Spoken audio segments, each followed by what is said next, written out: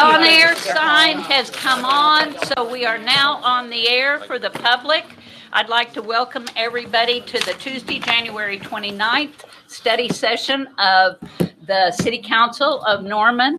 We have two items on our agenda. The first item is discussion regarding possible amendments to the zoning ordinance relative to outdoor live entertainment.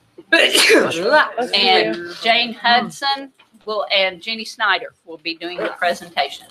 Thank you, Jane Hudson, Norman Planning Department. So we're back before you tonight from our January 10th, I believe, meeting where we were discussing possible amendments to the zoning ordinance to address the outdoor live entertainment, outdoor music definitions in the zoning ordinance. As we know, the noise ordinance is in place to set the limitations of sound levels and decibels in each use district, but currently there's nothing in the zoning ordinance that explicitly allows the use of outdoor entertainment, whether it's live or amplified.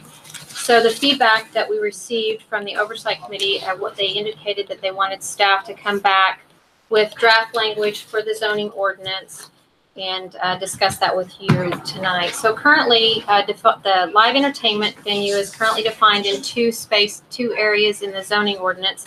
Under accessory, the definition of accessory, we have live entertainment when offered in conjunction with an otherwise unrelated legal commercial use. And then we also have the live entertainment venue, which is currently defined in the zoning ordinance, but that does not address, again, the outdoor component of live entertainment. So changes to the definitions of live entertainment should include clarification of indoor versus outdoor areas, as well as including a definition of the outdoor music venue, outdoor live entertainment. So moving forward with the changes, the amendment would read for under accessory, we would add indoor live entertainment. Then under the live entertainment venue, we would add the text that all activities are located within a fully enclosed building. And then the new definition that we would add would be the outdoor music venue / outdoor live entertainment venue, which would be a commercial venue or property where sound equipment is used to amplify live music that is not fully enclosed by 4 permanent solid walls and a roof. Such venue or property shall comply at all times with the provisions of Chapter 10, Article 3 of the City Code, which is the noise ordinance. In addition to making those amendments to the definition, discussion about adding the outdoor live entertainment use to the C3 commercial district as a special use, which would bring that forward to council, Planning Commission and City Council, giving you the opportunity to review any applications that wanted to have that outdoor live entertainment in the C3 district.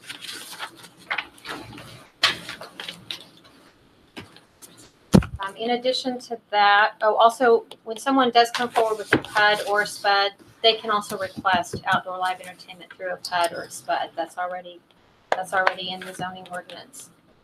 But only in C3. No, in C3, we're only looking at, I'm sorry, maybe I didn't understand your question. Yes, only C3 would have the special use for the outdoor music venue, and then the SPUD and the PUD as well. Unless otherwise approved in the zoning ordinance, an applicant does have to continue to meet the noise ordinance maximum decibel levels for any use that they've got on their lot. Staff proposes these updates or amendments, and I'm happy to answer any questions that you might have. Councilmember Holman. So under outdoor music venue / outdoor live entertainment,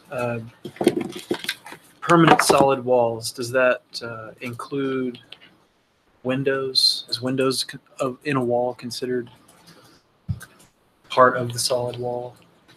I would believe so. That's how I would interpret it. It's just not we talked about doors, walls that can open, would not be a permanent fixed wall. But a regular door that opens out onto the sidewalk, just front door to the business. That would be an access. That's okay. Right. Okay. And does this change anything specifically for existing live music venues, indoor? If someone has indoor live entertainment currently and they don't have special use for indoor live entertainment, I believe that they would still have to come forward and get special use for the indoor live entertainment. Okay.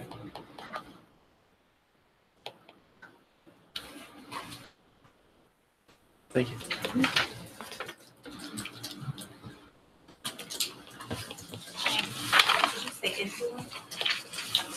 Indoor live entertainment. Live entertainment venue is a special use in C3. Like existing bars on Main Street that have live music, have bands play. If they don't have a special use right now to do that, they will have to get one to do that. So there's a difference. Are you talking a straight bar? If you're a bar, you have to have special use for live entertainment venue. If you're a restaurant and your kitchen stays open, then you can have the live entertainment venue. If you're the Red Brick Bar, the Blue Bonnet Bar, who only serve beer and alcohol on Main Street, and they have bands play pretty regularly, if they don't have a permit right now, they will have to get one. They do not serve food. I thought they already had, I think there's been some questions about whether or not they were grandfathered years ago, like Okay. 30 years ago. It's my understanding. I mean, we can check into that, but I know we had some questions about that a couple of years ago, whether or not Red Brick and Blue Bonnet were existing 30 plus years ago. Just thinking a lot of the bars in Norman that don't sell food but do serve alcohol have been around. I know. for a I'm going to while, call so you. just wondering how this will impact those existing bars. I guess. Councilmember Hickman. And follow up to that, I guess I'm a little confused. I don't see where it says that the indoor live entertainment venues have to have a special use permit.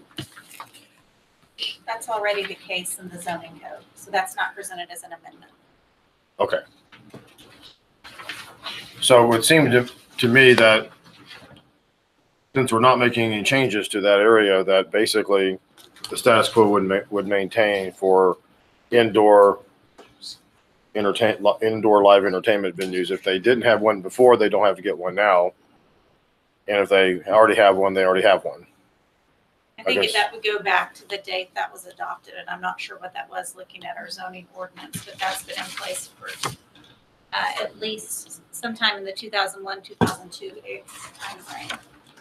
And so anything before that would have been grandfathered in. Which the possibly Blue that didn't Bonnet, make the Red sense Brick, the then. Deli, they've all been there before. They're all grandfathered. Yeah, okay. So on this new deal, the outdoor music venue, outdoor live entertainment, if I read this correctly, they have to comply with the noise ordinance. Is that right? Yeah. So that they're only technically allowed to have outdoor live entertainment, whatever number of times it is a year that you can get a noise permit?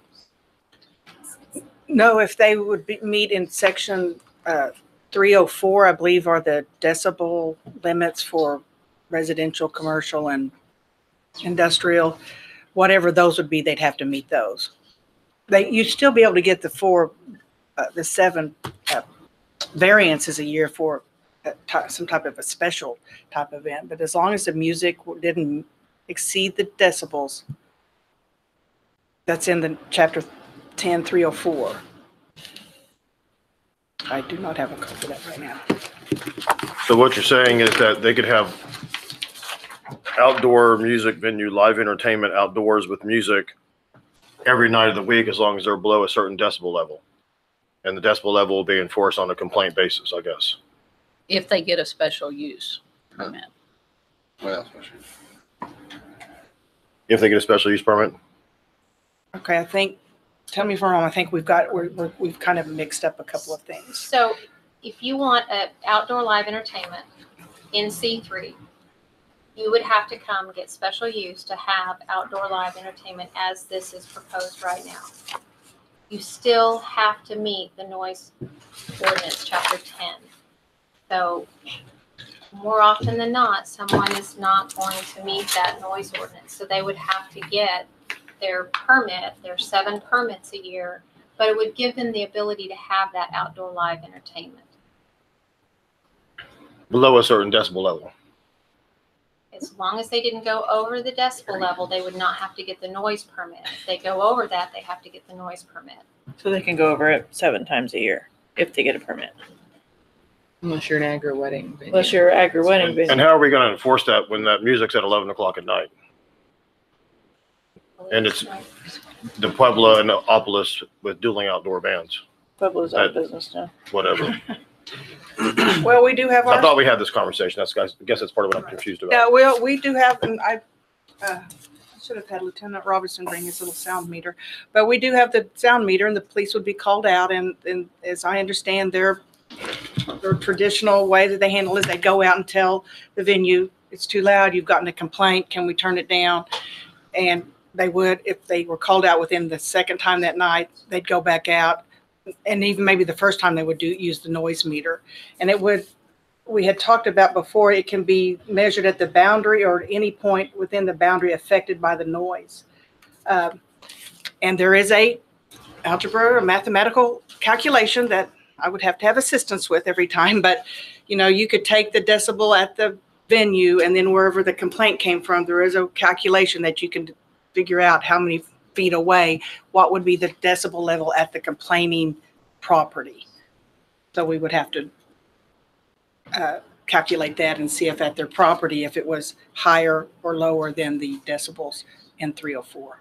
Has there been a request for this? I guess I'm a little confused because I kind of recall us having this conversation after the whole Puebla deal, and we decided not to do anything at that time. Is my kind of my recollection. And so I'm just wondering why this outdoor music venue thing is back on the table. Well, Seriously? because of Hollywood Corners. Hollywood Corners. But I thought that was a noise ordinance issue. This isn't changed the noise ordinance. Stays the same. It just creates a new outdoor music venue. That is Using true, the same which old noise ordinance that I guess people said is bad. I mean, that's what I'm trying to understand. Well, it is because of the whole issue with the Hollywood Corners. Well, I thought the issue with Hollywood Corners was that a noise ordinance wasn't up to date and enforceable. That's what I would call it. That was part of the issue. The other issue is, are we going to allow different groups, restaurants, whatever, to get a special use noise, or not noise, but special use permit to have live music? They still have to keep it under the noise ordinance so that they can do this ongoing. And that's what we actually approved, was something very much like that for Hollywood Corners. I understand with It wasn't limits and limited things to attached just to it.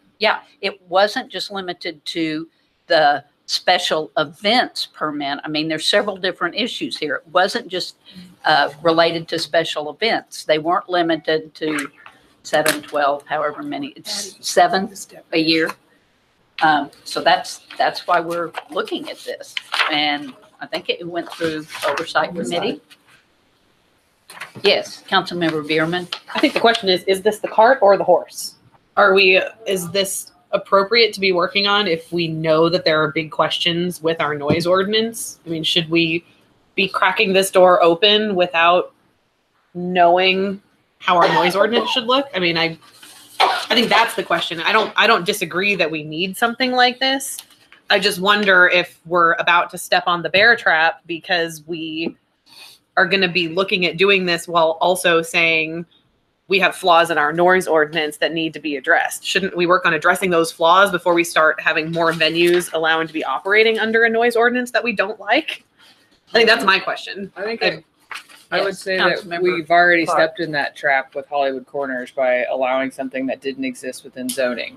It's a good point, but do we have to put our other foot in it? Well, we clearly So- needed to address it. So now it allows it and it makes it special use. So they all have to come before us so we can do the same process that went through Hollywood Corners. And we actually looked at the noise ordinance for a long time. And unless we create a special zoning, which we also talked about with Puebla, that is the best approach. But we have better sound equipment now. So at least at the very minimum, we know what we're doing and how to use it. Whereas previously we had an ordinance and nobody knew what to do with it. I think they knew what to do with it, but we didn't have an expert on it. They hadn't gotten proper training. We had new equipment. So that was after lots of discussion on this. We did not change the frequencies and the measurements by any means, but now we have a process where we can have a say Like if Puebla and whatnot came back, we could talk about that. So at least we have an actual zoning for what we created with Hollywood Corners. Right. And a process. Councilmember Wilson. So would we in this process be able to, in the situation with Puebla and Opolis, turn either of them down? Or would we be being arbitrary? Because they're both similar. They're probably zoned exactly the same. Well, they would come before the council and you'd make that decision, but this is adding a definition that we did not have of live outdoor entertainment. That was one of our big voids that we had when we were discussing Hollywood Corners. Right. There was nowhere in the zoning that allowed for that use at all of being outdoor live music. Right. Well, I think what I'm trying to get at is, I appreciate this, and I think it's needed, and I think that we proved that with Hollywood Corners. But how do we as a council end up being able to make decisions for Main Street specifically when every one of those could have an outdoor live entertainment? I mean, we could have I'm just saying we could have a bear trap mess that, like, could we add in it language that within that you can only have so many? I know that makes it a lottery system, but so many per. I feel like that's why the special use, we created it. So now it has to come through and all that fun stuff. It's not just a case by case basis. But you know how that goes. But unless there's we talked about creating like a district for Main Street. And then it was like, well, where do you draw the line on that?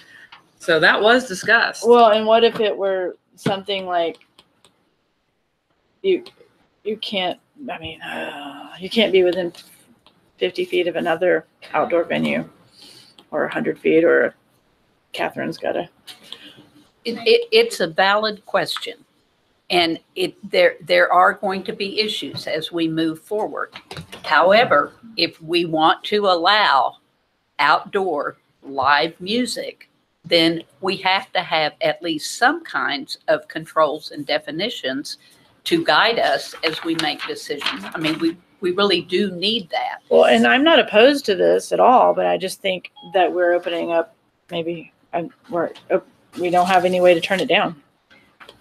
If I I'm going to may. talk about special use a little bit. Sure. In our zoning ordinance, it outlines the criteria you use to evaluate a special use proposal. Conformance with applicable regulations and standards, compatibility with existing or permitted uses on abutting sites. So that would be. So this gives you the opportunity to consider those things that you're struggling with. Okay. Potentially unfavorable effects or impacts on other existing or permitted, I just said that, sorry. Or no, I didn't there. Permitted uses on abutting sites. It kind of mirrors each other. Modifications to the site plan that could increase compatibility or would mitigate potentially unfavorable impacts. Safety and convenience,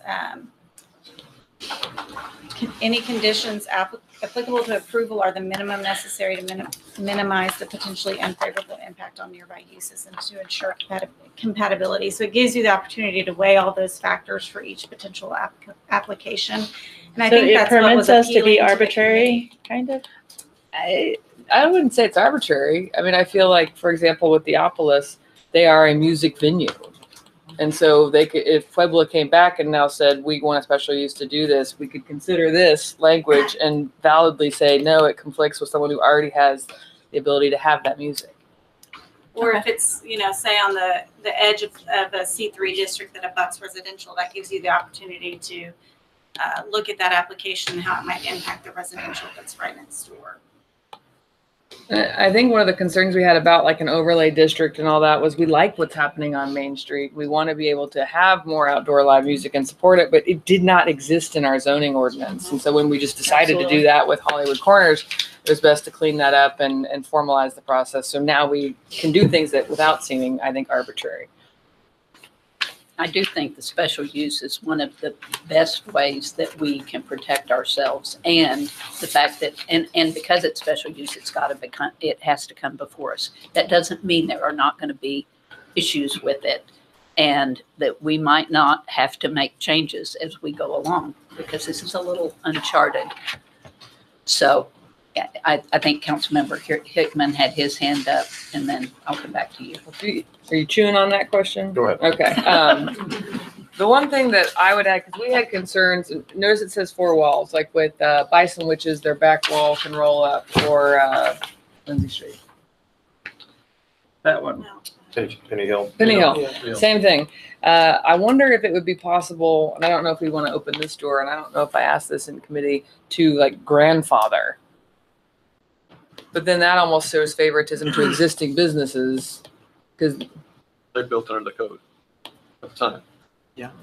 so that might be a way to acknowledge, hey, yeah, we know you're, because otherwise we talked about how they'd have to come before us. At the moment they open that up, they're now doing outdoor live music. So that was my concern, is hurting existing businesses who have been doing this. If they were under the noise, it wouldn't be a problem.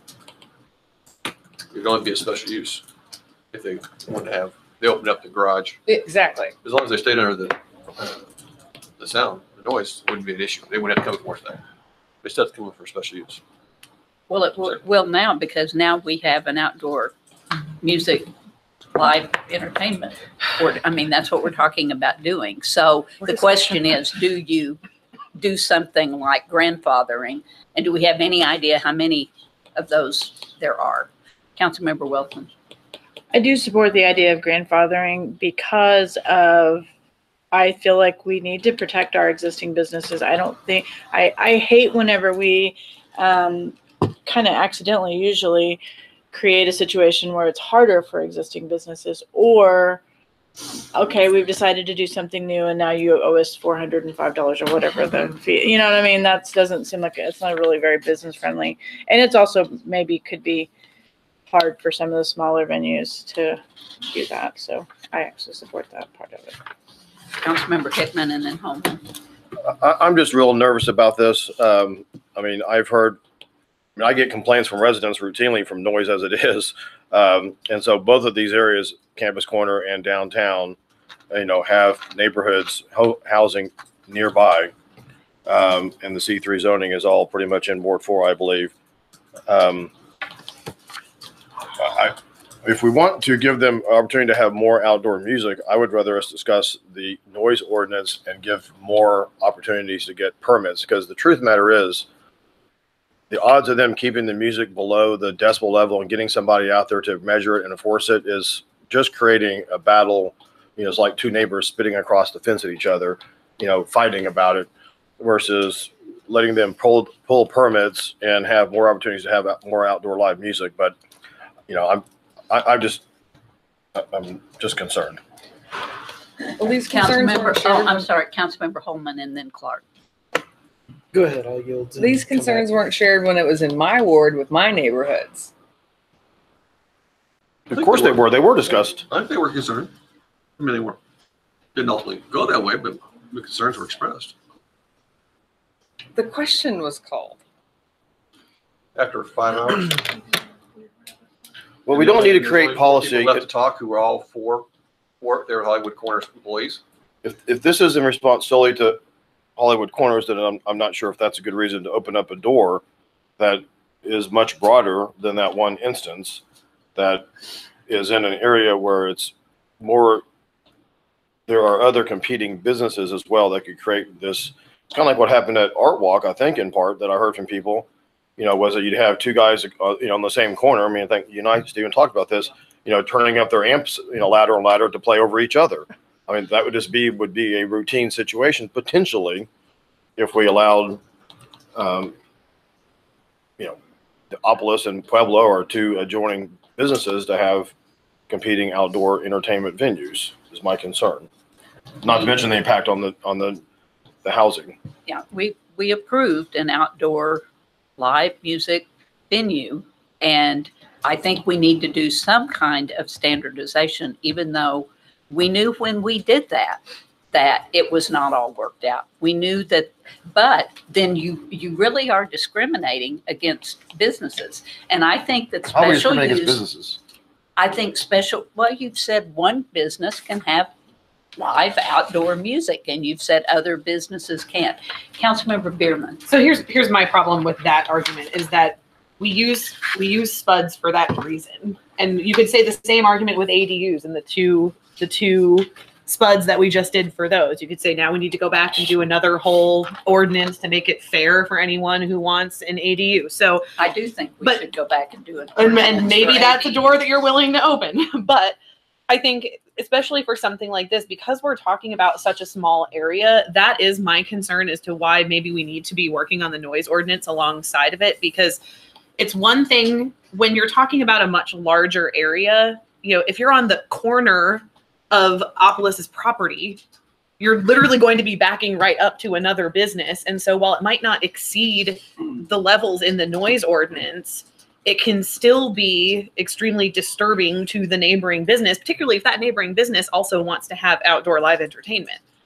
So while the noise ordinance might be appropriate for what we were talking about with Hollywood Corners, I don't necessarily think it's appropriate when you're talking about a much more tightly packed area like Main Street. And so I think by only looking at this as a zoning issue without the accompanying noise ordinance could have some significant pitfalls to it. Well, So maybe we need to have the staff talk a little bit about why the decision was made not to go forward with lots of changes to the noise ordinance. But I've got a couple of more questions and then we'll come back to staff. Councilmember Holman and Councilmember Scott.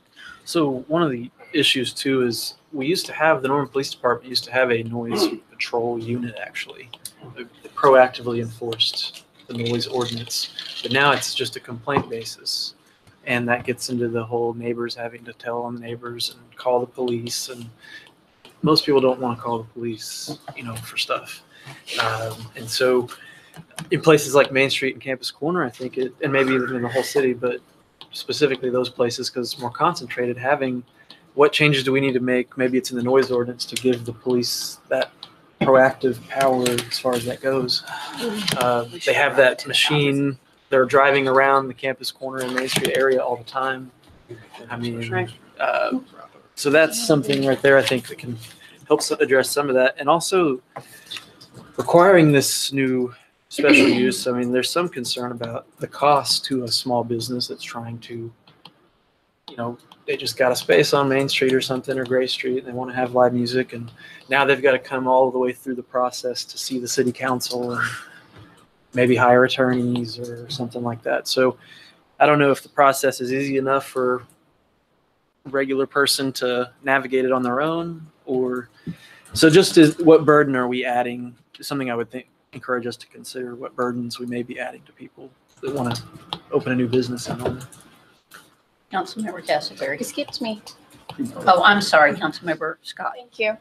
My question is, I'm wondering, Jane and Jeannie, if you guys have talked to people in the business community about this, like who are the players here? Who's wanting the special use and who is against granting this? If you can share that. I have not talked to anybody in the community. This was direction from committee. Correct. Bringing Yeah. this So back. I'm wondering, like, I've not reached out to anybody in the community. I think it's from the Hollywood Corners situation. okay, and I wasn't on council at that time, so I'm trying to catch up a bit here, but I'm just wondering, I feel like there's some pushback coming from you guys, but it's come through the committee, it's come this far, and then our staff is making recommendations, and so I'm just trying to understand the situation, why is it a big deal? And if there is some sort of argument or contentiousness between certain businesses, I guess, but you're saying if somebody's outside the Opolis and they can hear them next door. yeah, that goes back to There was a previous application. There was a One at a time. There was a previous application from Pueblo to have outdoor music, and that caused some tension on Main Street because there were people that didn't want them to have that, because then you'd have potentially their music playing over other people's music that was going to be on the inside. Okay, and I would think it's kind of their responsibility to work together and coordinate. There are groups downtown that do that, right? But maybe I'm asking and expecting too much of people. The issues downtown, it was more than just whether or not they would work together. That was an issue. But they were doing music back in the back in an alley area where the music you know, the I remember, sound. yeah, I thought it was Outdoor cool, deck. actually. I was walking by and I Okay, thought that well, was really a neat. lot of the other businesses Did not think did it not was cool? think it was cool. Well. So it's a matter of people being close to one another, and how do you regulate that? For Okay, example, when you have the music festival, then everybody knows, you announce it's a special event. Everybody knows it's going to be loud. We're going to have a lot of people. And so that is one way for venues to have outdoor music is to ask for a special event and a noise variant. can I ask a So, follow-up then on that? sure. Is there like a master list where we can see what bands are playing where and when? No? Because that would also, I think, be helpful. For your Friday night plans? Visit Norman. Visit Norman. There you go, guys. But Alex, that's a good point, because one of the things that I've commented on that I think if we do talk about the noise ordinance, is that right now, under our noise ordinance, you're not even required to give notice to within a certain radius of people that if you're getting a noise ordinance, a noise permit. So for example, if you are pulling a permit to have a outdoor music for under the noise ordinance, Like for your. you're not notifying, there's not a notice requirement that people within 100 feet or 300 feet get notice that, oh gosh, next Saturday night, so-and-so is having music outdoor in their backyard or at this bar. I think we should include a notice provision that says that notice will be sent to so many people within a certain distance, so that you could then make plans because someone could do that in your backyard. I promise Literally. I wasn't trying to just think But selfishly. there what are is things my like that doing, in the but noise I ordinance just- that we could do. Councilmember Castleberry was Yeah. next in the queue. Sorry about that. I don't think we have anybody complaining about it. I think this is a council. Okay, So, that's what I'm wondering. But I do like the idea that we're putting a definition on what an outdoor music venue is. I think we need to have some type of definition. I'm not sure if this is it, but do we not make Red Rock come through Mhm. with a special use permit? Yep. There's other parts of town than downtown. Yeah. And that's out in the middle of More date. Were you? nowhere. I mean, what neighbor is complaining about Red Rock's music? I mean, Nobody, the people at yeah. Legacy Park? I mean, that's the only doing No, we had. nobody's If there. Legacy Park was doing I think there was one complaint across. well, if Legacy Park was doing an event, and then Then the competing. the Red Rock was. We had, they agreed to not do one, even though they actually did one. Except there were problems there. So Yeah. there was a reason to do that, I think. So if we did a special use for that, we need to be fairly They did an consistent. amendment to their PUD. Yeah, that was a PUD amendment. Yeah. Yeah. But we would not, we made them do it. They didn't do it voluntarily. Just being technical. Okay, we would approve. Forcing somebody to do something is not. So I guess I'm not clear here where we're going. I think there's several of us that think that we do need to have some kind of outdoor music venue ordinance clarification, because we are approving these. And also a list of where those are. And yes, Councilmember Bierman. I'm just clarifying. I don't disagree with the need for this. I just want to make sure that we're going to address some of the concerns that are going to be brought up by having something like this be available in C3. I feel like we are going to need to address our noise ordinance, and even bringing up some of the concerns that Councilmember Hickman had, like a notification area for noise permits, things like that. I mean, we're going to have our noise ordinance isn't strong enough, I don't think, to deal with having live outdoor entertainment in C3. Okay. Not that I don't think we need the definitions, because I do think we need them, but Okay, so Jeannie or Catherine, can you talk a little bit about the noise ordinance, kind of why? Without rolling your eyes. Without rolling my eyes. I have spent time specifically with one consultant at no cost. He's been very generous with his time, and looked at other noise ordinance. It's not necessarily our noise ordinance. We could change from 60 decibels to 75, and that's kind of outside my expertise on what is the exact decibel. He did make one recommendation on when you look at the L90, the L10, and the L1, that's a percentage of the time, and L90 is probably enough. He suggested shifting the 9 p.m. to maybe a 10 p.m. time. There's some minor tweaks I think we could do in the noise ordinance, but it'd still come down to if we decided that 85 decibels was as high as we wanted to go, we'd still have to go out and measure that decibel. So once I've gotten dug in a little more in this, just changing the noise ordinance, I'm not real sure what that would look like. But you are putting together some of those other suggestions that you Well, I talked mean, about? I've looked at him. I kind of need, and he came and asked me this week. I thought he was going to show up tonight, but just what needs to be changed in the noise ordinance in Chapter 10 and 304? Is it the decibel numbers? I mean, What's the it's problem? Councilman Behrman, you said we need to change it. What needs to be changed? Well, I It's a do think tough deal. Councilmember Hickman's, concern about the notification area, making sure that other Variances. businesses or neighbors know when you're going to be amplifying music. And possibly in C3, I mean, maybe the decibel levels are too high when you have businesses within 50 feet. I think that that's something to consider, that when you're talking about a more closely packed area, that maybe the decibel levels need to be different for those areas. or more dense area.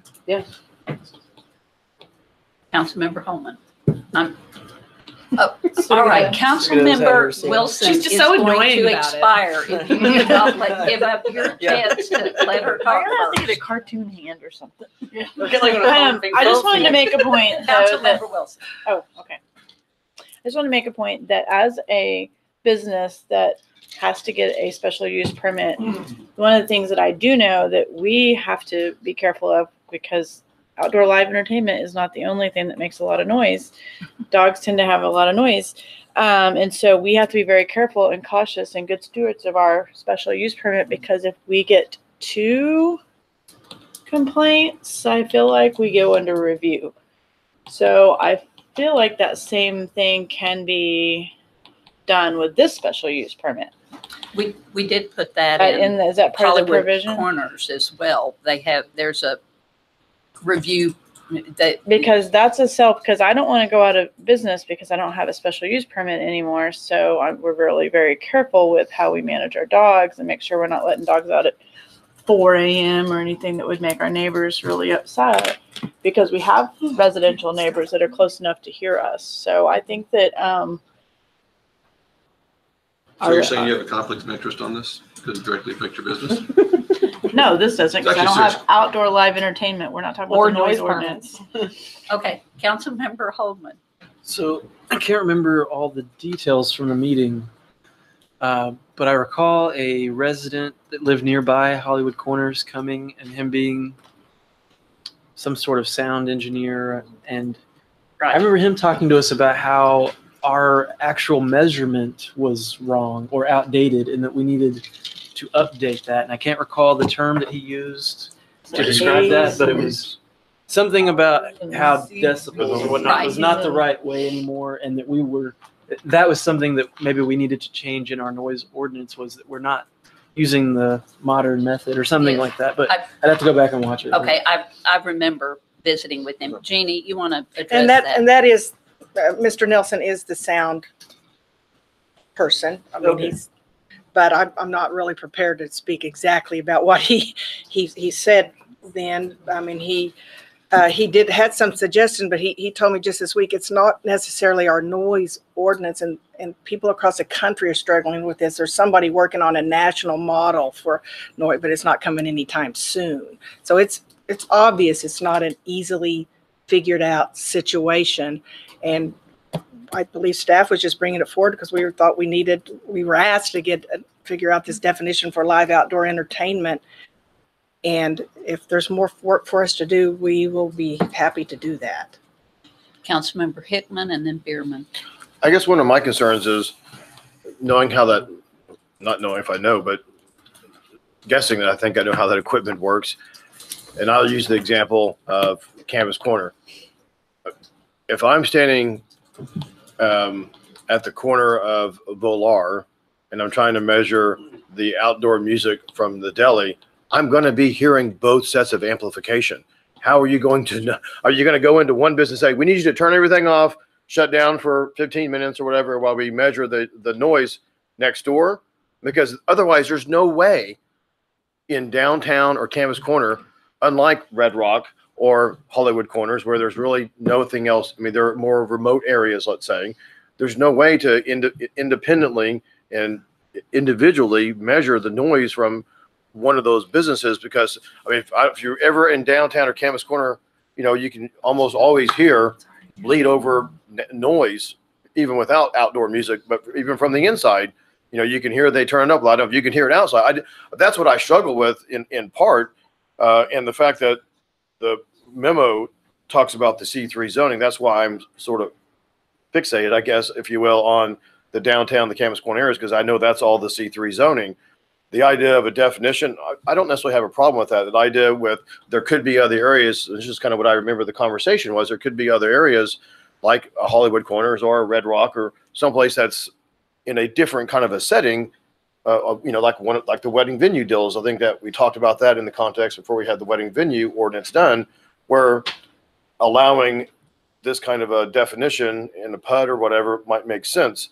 I just honestly struggle to see how we would ever allow them and do them without some other more changes in the C3 areas of downtown and Campus Corner, because it would be so hard to enforce and they're all so close together, it would just potentially be really chaotic. I mean, and they have their opportunity to do it under the noise ordinance now a limited number of times.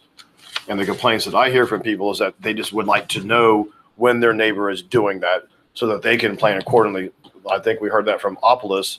You know, if they're going to do it at the Pueblo outdoor and have loud music, let us know so that we plan accordingly at what we're doing on the inside, so that our indoor events not being bled over by outdoor music. Looks like we have work to do. Councilman Bierman. One point of clarification. So we're looking at only allowing outdoor live entertainment in C3 under this definition, correct? Or PUDs as PUDs. Yeah, as special use, yes. Under as special use. Okay.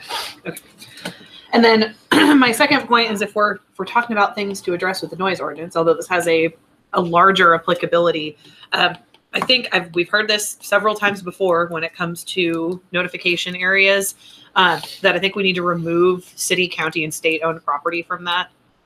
It skews the percentages, and we've had some concern about that on different issues in the past with notification areas. I don't think it's appropriate to have city, county, or state property included as the percentages in the notification area. That's for protest, isn't it? This is just telling somebody we got a permit and we're going to do it. Yeah, we're just. But yeah, for protest standpoint, definitely. Right. Especially around Campus Corner area where you're going to have a lot of state-owned property. But you don't have the opportunity. You don't have the opportunity to protest noise permits, right? No, Okay, but we are not going to have time to go on to our next issue, which we really need to go on to. So my suggestion is, I'm not hearing so much problem with the ordinance that has to do, although I'm hearing concerns about it. But if we don't do anything, we still have the same problem. And at least this gives us some ability to control things with special use. How about we give staff some time to look at what things could be done to the noise ordinance and put these together as companion items? That's a good idea. I would also be comfortable passing it with a delay until the noise ordinance is fixed. That way we can get this part off of our plates and continue work on the noise ordinance, but I don't think we should start walking down this road until the noise ordinance is fixed. Okay, I need to hear, I'm just trying to get us to some conclusion. Yes. I I agree. think that sounds appropriate. You agree with which? With going forward with this, but I also do believe we need to work on it. Okay, going on I think they're two separate issues. forward with this, but we need to have it doesn't need to be delayed forever. I agree. Huh? I agree. It does not need to be delayed for anyone at all. I'm good with going forward. Yes. I don't know why you can't pass this definition and work on the noise ordinance later. I don't see why they have to necessarily go together. I mean, I think, definitions forward and I don't think you not need to put a 6-month administrative delay on this because we don't have the noise ordinance in play. I mean, I think that we're trying to give people a definition so they can plan their business and know they will be outdoor entertainment. But I think if you're going to do that and then you're going to go back and change the noise ordinance, Okay. they need to know that. I'm getting enough indication that there's enough of us that are comfortable moving it forward. We could take it forward to vote on it. Well, I'm going to say, I don't think this is ready for prime time because of that. Okay. Because, I mean, if you're going to do this and you say, okay, as long as you comply with the noise ordinances, that we're going to change. Well, how am I going to invest my money? How am I going to build an outdoor facility if I don't know what that noise ordinance is going to be? I mean, I appreciate the definition. I got to have 4 walls. Okay, I kind of figured that part out anyway. That's a good question. Yes, Councilmember Scott. How do other cities that have outdoor music manage? They don't. They don't. They don't. Everybody struggles. They don't. They just, And it's not unusual. but people try to behave respectfully toward each other. And that's mostly how our police department on places like Valari and down on Campus Corner, they just call down there because they have outdoor speakers and say, hey, it's got too loud, or they'll go over to whatever. And they have really good compliance just with the police coming down, but it's not live music. But I'll look some more. It's a struggle. I mean, I've looked at Waco, College Station, Austin. Austin used to have really permissible outdoor live entertainment and then started having so many problems with it. Now they're trying to. They figure actually out have how a to reel it music back. department in the city. Yeah, but they would. But they have Southwest. So I'm sure there's more. I can find some more examples. I again think this master list, just like a city function where you can go and reserve a spot or something, like just say, I'll be playing at this time at this place, and Visit that Norman. way, visit Norman, yeah. Okay, guys, yes, I have one Councilmember last Clark. comment. This did go through committee. We did look at noise ordinance, all of that. I'm pretty sure some of you are on that committee. I don't know what was missed. I'm sure they would appreciate what exactly do you want looked at. I liked your point about maybe asking the police department to make it part of the shift rotation for live music venues in the area, so it's more active, proactive versus just complaint based. Any other ideas? I would like to address the notification area because you do Okay. need a special use for this, helpful. and that would allow any complaining properties to actually have an appropriate percentage because we'll be excluding city, county, and state property. So would that be the notification area for we're going to have a new venue or whenever they do an event? It's the special use included in this, which I believe it just gives them the ability to do it All the time. all the time. Anytime they Well, want when to they- do when they it, pull the unless, noise permit. unless it's, If they're going to go over the noise. No, this is for the special use. No, I'm saying the notice Y'all are Oh. talking about two different is, things. Yeah, could be we're for talking- both. Yeah, okay. Yeah. The permit, okay. okay, Councilmember Clark is correct. This has gone through the correct process. We did all agree to move it forward to this committee. However, I didn't agree. I Oh, am well, we not, don't all sit on I didn't agree oversight. to that. I went into the okay, the committee Let's not get agreed carried away to. with 3 people or 4 people were at a meeting. I'm not getting So now carried, We do it all the time. I'm not getting carried away with it. I'm saying we went through the process, the staff worked on it, it went through the committee, the members of the committee that were there agreed to send it on. To the study session. However, I am seeing that there are a number of questions. So the only thing I can see that we can do is we either hold on this and take a look at some of the issues with the noise ordinance, or we vote on this and delay it till we've made the changes. Well, I think the feedback's been helpful about what you'd like to see with it. So I'm fine with sending it back to committee and looking at these things. It was just, that was my question was, well, what do you want to see change? So that was very helpful. So I'm fine with sending it back and looking at it. Great. We're sending it back to the committee. Councilmember helpful? Hickman. Is that what you're saying? Good. And I just wanted to declare, one of my biggest concerns, I mean, I understand that people are frustrated that we did the Hollywood Corners deal and we did the Red Rock deal, and there's not a definition. But that does show that we can do it, and we've done it through PUDs. So part of my biggest discomfort from the memo, what we have here, is the inclusion of C3. I'm just not comfortable with C3 being an option on the table right now without us having serious conversations with the Campus Corner merchants, the downtowners, and the potential strife that could create in those areas that, we already have to manage with people playing their indoor music loud. If we want to have the flexibility for PUDs and things of that sort, which is kind of what we've done with Red Rock and Hollywood Corners, to me, that's a little bit different animal potentially. And it does open the door a little and still makes me a little uncomfortable, but less uncomfortable than including C3. Because then I fear that it's going to be a race to who's the first one to come and who's going to be the race, the first one to come and apply for one. And if one bar gets in before the next one, then the next time the second one comes, be like, well, no, sorry, Red Brick, got it first. So Blue Bonnet, you don't get one.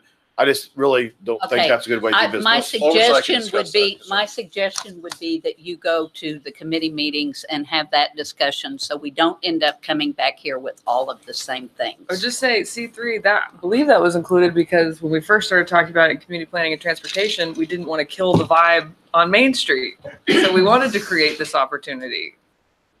But we tabled it. I mean, we didn't end up deciding to do it because we couldn't figure out a way to do it without it creating strife. That's why it went back to the committee.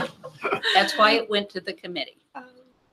Okay, folks, we are going to have to move on. We have agreed to move this issue, the noise ordinance, and the change in the venue language. We're sending it back to committee. We've still got a second item on our agenda for this meeting. We have a little time switch over. 6:63, right? We need to do the presentation first. Item number 2 is discussion regarding a temporary administrative. I'm about to do the big whistle. Item 2 is a discussion regarding a temporary administrative delay for the Center City study area. I had a number of things I was going to say to roll this out. I'm going to cut them very short. However, I do want to say that I have had questions from a number of people about how sudden this was. And I know that that was probably the feeling of even some of the council members. But these issues that we're going to talk about are not sudden. They have been going on since we first passed the change in zoning for Center City. This was a new, very, very different way of zoning. And we knew from the beginning that we were going to have some issues with it. The staff knows that this has been ongoing. They've been dealing with it constantly. The citizens that live in the area know it. The people that have been applying for permits understand it. And the people that worked on the committees and came to the charrettes that have really paid attention to what the intention and the vision of Center City was, all understand that we do have issues. We have issues we have not worked out. This came to me last Thursday. I met with Mary and Terry, and we talked about it. I immediately called Councilmember Hickman and said, I really think that we need to take a look at this. We had a meeting the next day and agreed that the best way to give our staff a timeout and all of the people that care about this project was to do some kind of limited administrative delay. And so I'm going to let Jane kind of talk about the issues. Thank you, Mayor. So as you said, we're looking at a possible administrative delay located in the Center City study area. Just a quick refresher, this area is highlighted here, is outlined with the Center City study area. This is the regulating plan, which is the map and the use map that was adopted with the Center City form-based code. You'll see the blue, orange, red. Blue is townhouse small apartment. Orange is the urban general, and the red is the urban storefront, urban general storefront. So the form-based code history started back in 2014, late 2013, but in 2014 the MOU was approved, and then through 2014, 2016, there were many charrette meetings, steering committees, a lot of discussion went on during that time before concluding in May of 2017, adopting what everyone is familiar with today as the Center City form-based code. From the charrette meetings or discussions, there were some, the wish list, the goals to see which direction this core area would go. And then one of the first things that everybody did acknowledge and recognize is that the Center City area is not at all the same as the other areas in the city of Norman. They wanted to promote a mixed use in key locations, increase pedestrian and bike-friendly character. And they also wanted to look at creating that park once environment, possibly with structures and management strategies, provide a range of housing options, and then also promote those connections between downtown and the campus corner. That was a huge part of this discussion moving forward, looking at James Garner as that avenue between these two areas. I mean, it's like a 15-20 minute walk between those two, and that's not much at all. And then they wanted to look at making the small scale infill development easier. One of the goals stated in the code itself, the goal of the Norman Center City Vision Project and Plan was to reset the conversation and provide guidance for future development and redevelopment in the Center City area.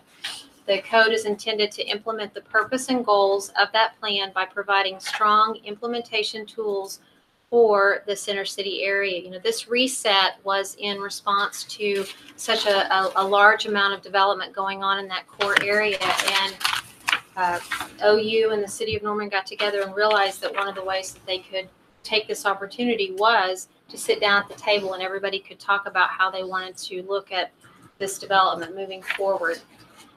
There's different types of form-based codes. There's form-based codes that focus on the public area, civic areas, and they're really looking at the town squares. And then there's also form-based codes that are looking at, strictly looking at the aesthetic appeal, the siting of buildings, and other pedestrian-friendly components. Then there's the neighborhoods and streets that they're looking at, making sure that they're safe and attractive for walking and biking. And then the general preservation of the community history and the protection of the environment. As we know, the form-based code's a zoning tool, but it's different because it regulates development to achieve a specific type of place. So when you walk into a form-based code area, you know you're there. And that's what's important about a form-based code area. You want to see the difference from there to other areas of the town. It's shaping that physical form when you go into that community area. It's different than the current zoning that we have, that's been adopted since 1954, which is looking at really separating those uses. You obviously don't want a factory next to a single-family home, but in a lot of the form-based code areas, you want to have the walkability. You want to be able to have someone go out their front door, go around the corner to an office use where there's a dentist or an attorney that they need to go see, or a market. And you've got to have those. You've got to have those uses in that form-based code area to make it walkable for everybody. Again, the form-based code, it's composed of the regulating plan, as I showed you earlier, provides public space master plan with specific information on development parameters for each parcel, and shows how each lot relates to the street space. And I'll go into that a little bit further in a minute. And then we have the building form standards, as I said. When you're walking down the sidewalk, you want to look at these buildings as you go by as welcoming, not blank walls. You want to have detail on these buildings as you go by them. So some of the challenges that staff is facing right now, and it's not only staff, it's our community, it's our business people, it's our developers, it's our residents that are living in these communities that are facing these problems. So this is not just staff saying that we're having these concerns. There's the stormwater, the runoff issues in some of these areas. We have, on the regulating plan, we have a required build line. So on a specific lot, you as a developer are to bring your building up to that required build line. And in different development areas, there's different required build lines. But in some of these regulating plan areas, we have some inconsistencies on these lots that are essentially making them undevelopable for their property owners. We have irregular lots and lots with the same frontages that are varying greatly. We have a lack of architectural guidance, and there's a disconnect between the function and form. Within the code, there's an area that says there's an exemption to the facade composition. But in visiting with people, my understanding, the vision versus the code, the vision for this area was to have those architectural details. And as it stands right now, without the architectural detail requirement on these applications moving forward, there is no detail required. We will have plain buildings, and that is not at all my understanding, the vision of the Center City Form-Based Code. Than 100 square feet. Well, yes, on the lots that we're developing. So if it's less than 100 square feet, which our typical lot development is 50 feet, these coming forward with a 50-foot lot are not required to meet that facade composition. Thank you. Again, going back to James Garner, that's considered the gateway. We have the possibility of losing that connection between downtown and campus because as the development comes in, that development is going to determine how that area is going to be viewed. If we have only residential on the ground floor of that gateway, people are not going to walk over there. That's not going to be a corridor that they're going to utilize to go to the shops on the way to campus. It's another apartment complex. It's another housing development that is, we've lost the opportunity to make that a gateway. There's additional evaluation for the incentive on the TIF that needs to be discussed on the Ordinance 171827. Within the code, it discusses that a developer has the opportunity to pay the city a fee if they want to provide additional parking on their lot. However, within the code, there's no fee set. It states that city council should set that fee, and it's never been established. So we as staff don't know what to tell developers. So we need to get something done on that. The variations of the housing types. We're missing some variations in housing types. We've had 12 applications in this 16 to 18 month period with approximately 184 bedrooms added. We have contradictions in side setbacks. In the code, it says that there shall be no side yard setbacks.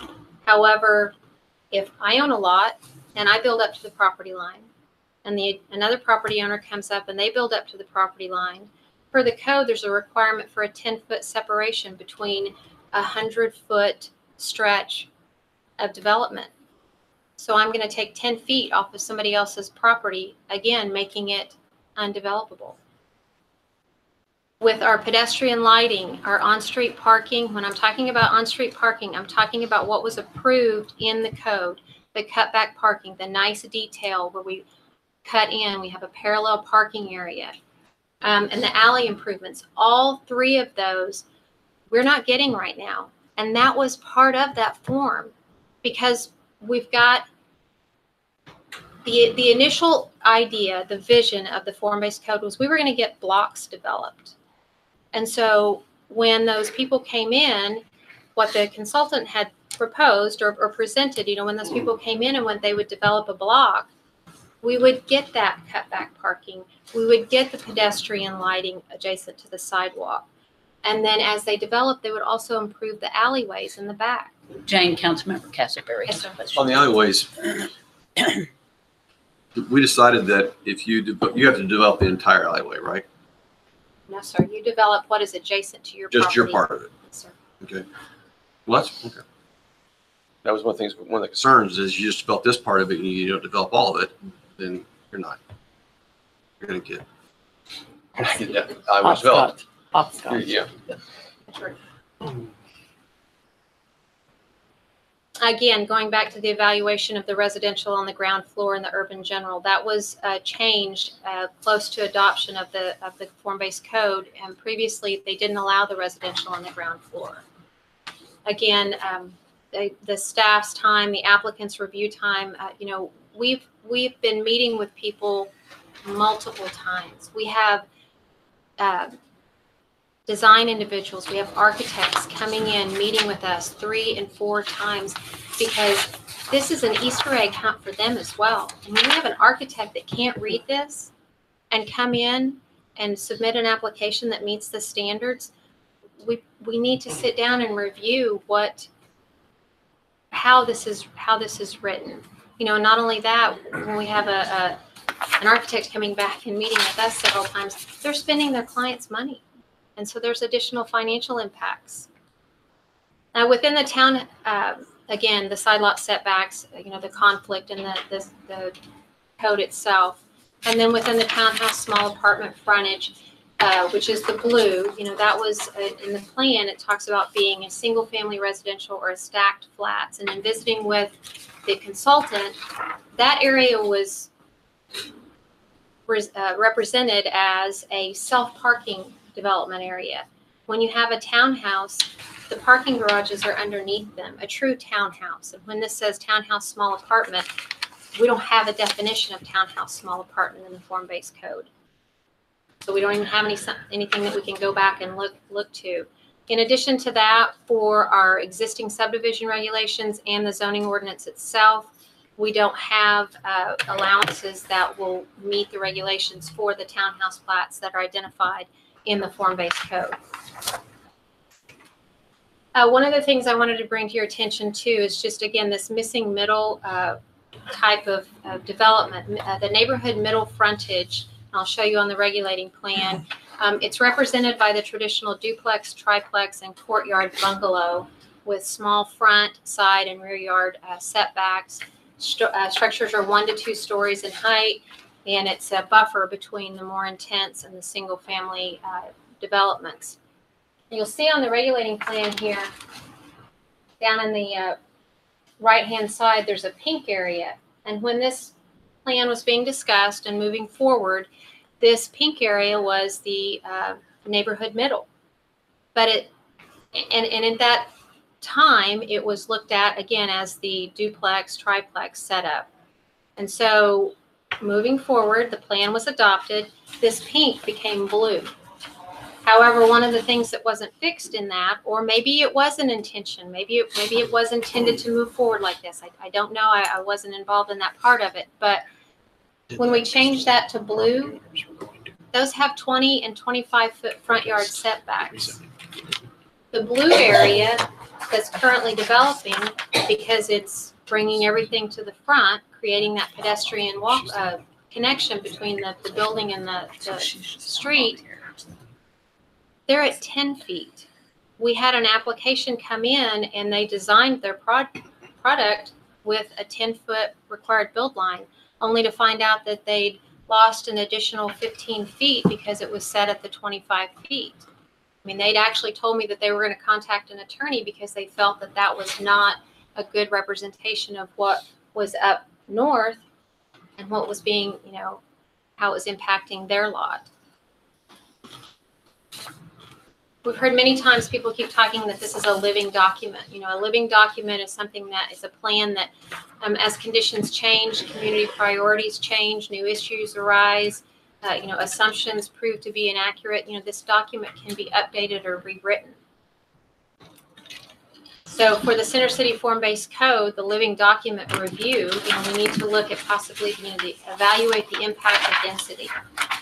Assess if the vision of this code as presented, as it went through the committee, is what's really being met.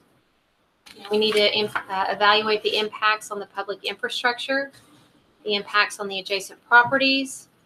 It needs to be evaluated for the inconsistencies in the code itself.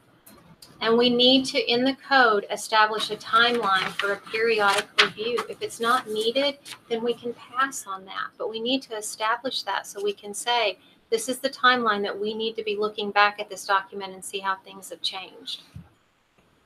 It's 5 years. So, staff presents this information to you as council, mayor, and if you agree that this is the right time to evaluate the status and the direction of the form-based code, then we recommend approval of resolution R 18-1975. Councilmember Hickman. I want to applaud staff for being proactive and bringing this forward and moving on this, Jane. All you guys, I really do appreciate it. And I think as we discussed, when Steve was still the city manager, I think you were going to go back and find emails that I had sent to him. I think it was maybe May or something. It's at about the year point, April, May, June of last year, with some comments and feedback that I had and a request to maybe see if we could bring the consultant back to kind of do a look and see how are we doing? Are we getting the vision we wanted? Are we interpreting this the right way, et cetera? So I think it's I know while this seems quick to some people, it is something that there have been discussions going on and concerns, and I've heard those as the ward rep. So I absolutely support this, and I very much appreciate you guys bringing this forward.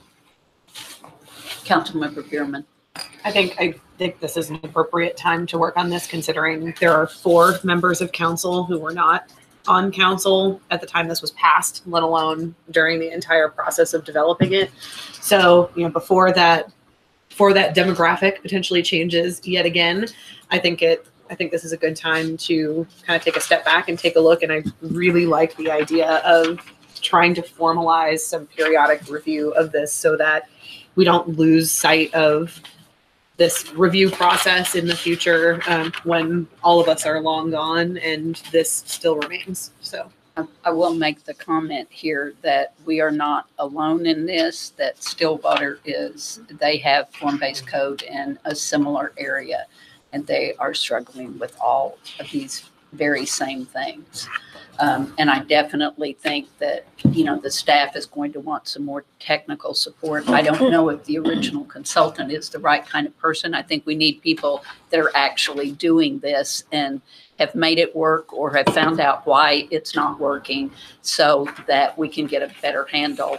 And I think our staff is ready to dig in and make some of those changes that I think and there were, like Jane said, it's important to everyone. It's not just about the council or the staff. It's about the architects and the engineers and the developers and everybody that's coming in, because we are not doing a good job of being clear about what the expectations are and what the rules are, and they keep moving around. So, Councilmember Castleberry, you had your hand up. I guess just Special session. questions. What about people in the pipeline? Well, what's the effective date of this? I mean, if you've already put your application in, you're okay, or you're on an administrative delay also, Question. or grandfathering people, or what's that vision? And are we also looking at maybe recalling the Center City Committee to, hey, let's review what you guys did. You spent 3 years on this. This was the outcome. Here's some of the issues we have. That is a possibility. Or I guess I'm more concerned with, what about people in the pipeline that relied on this code, spent money, spent architects, attorney's fees, all this kind of stuff, and building. And I'm doing exactly what you guys told me to do. Now you're telling me, so Well, how are they affected? the applications that are already in, they're fine. They're still moving forward. They'll go to DRT. We have one application that came in and has been to DRT. That's the one we've met with multiple times, and they're doing an awesome job, but they're really trying to figure out how to develop this corner lot. That'll be our first corner lot, and they're fine too. They've been in, they've gone to DRT. They have to go back to DRT because they've changed their plan, but they still have an active application. Could you DRT for? Yeah, Development review team, I'm sorry. So Thank you. applications come in and they go to the development review team, which has our citizen committee member on it. Mm. And then also additional city staff. And we review them from there. Okay, so, yes, But we Councilmember. are going to pass it with an emergency clause, right? So it does go into effect immediately. The resolution will go into effect once passed, yes. Okay. There's not a 30-day hold.